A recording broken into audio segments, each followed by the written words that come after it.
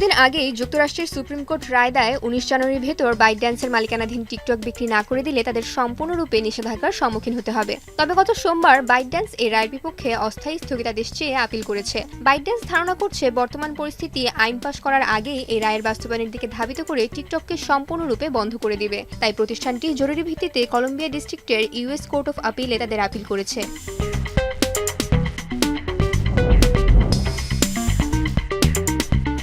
একচেটিয়া ব্যবসা আইন লঙ্ঘনের দায়ে এনভিডিয়ার বিপক্ষে তদন্ত শুরু করেছে চীন। ধারণা করা হচ্ছে যুক্তরাষ্ট্রের সর্বশেষ গত সপ্তাহে চীনের সেমিকন্ডাক্টর শিল্পের উপর ৩ বছরের মধ্যে তৃতীয় ক্র্যাকডাউন শুরু করার বিরুদ্ধে এটি একটি শাস্তিমূলক পদক্ষেপ। এই নিষেধাজ্ঞার ফলে মোট ১৪০টি প্রতিষ্ঠানে যুক্তরাষ্ট্রের রপ্তানি বন্ধ হয়েছে এবং বেইজিং ও যুক্তরাষ্ট্রে গ্যালিয়াম, জার্মেনিয়াম ও অ্যান্টিমনি রপ্তানি নিষিদ্ধ করে। যদিও এআই ও গেমিং চিপ নির্মাতা প্রতিষ্ঠানটি কিভাবে চীনের একচেটিয়া ব্যবসা আইন লঙ্ঘন করেছে চীন তা খোলাসা করেনি। তবে তারা আরও জানিয়েছে Nvidia Israeli chip designer Mellanox technology অধিগ্রহণের সময়ও ২০২০ সালের চুক্তি ভঙ্গের জন্য সন্দেহের আয়তায় আছে। পাশাপাশি গত সপ্তাহে চীনের ৪টি শীর্ষ সমিতি নিরাপত্তার ইস্যুতে চীনা কোম্পানিগুলোকে মার্কিন যুক্তরাষ্ট্রের চিপ কেনা থেকে বিরত থাকতে সতর্ক করেছে। তদন্তের ঘোষণার পরপরই সোমবার এনভিডিয়ার শেয়ার মূল্য কমে যায় ২.৫%।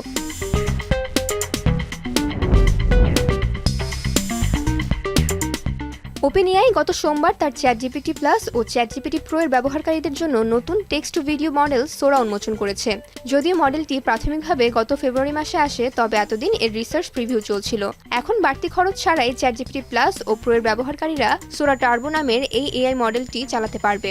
এই মডেলের সাহায্যে ব্যবহারকারীরা সর্বোচ্চ ২০ সেকেন্ড লম্বা ১০৮০ পিক্সেল রেজলিউশনের ওয়াইড স্ক্রিন, ভার্টিক্যাল অথবা স্কয়ার অ্যাসপেক্ট রেশিওর ভিডিও তৈরি করতে পারবেন। তবে ওপেনএআই জানিয়েছে ইউভুক্ত দেশগুলোতে নতুন এআই মডেল এখনও ব্যবহার করা সম্ভব হবে না।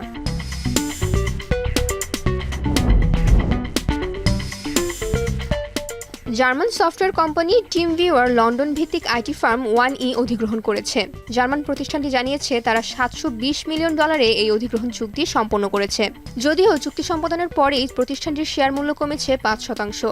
লন্ডন ভিত্তিক আইটি ফার্ম 1E মূলত আইটি সমস্যা শনাক্তকারী পণ্য তৈরি করে, যার সেবাগ্রহীতার তালিকায় রয়েছে এডিডাস ও AT&T এর মতন প্রতিষ্ঠান।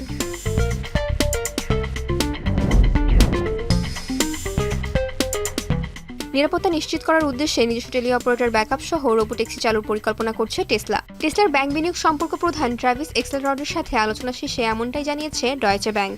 টেসলা প্রাথমিকভাবে আগামী বছর ক্যালিফোর্নিয়া ও টেক্সাসে তার রোবোট্যাক্সি পরিষেবা চালুর পরিকল্পনা করেছে। এই পরিকল্পনাকে এগিয়ে নিতে টেসলা তার নিজস্ব টেলি অপারেটর ব্যাকআপ ও রাইড হেইলিং অ্যাপ প্রস্তুত করছে।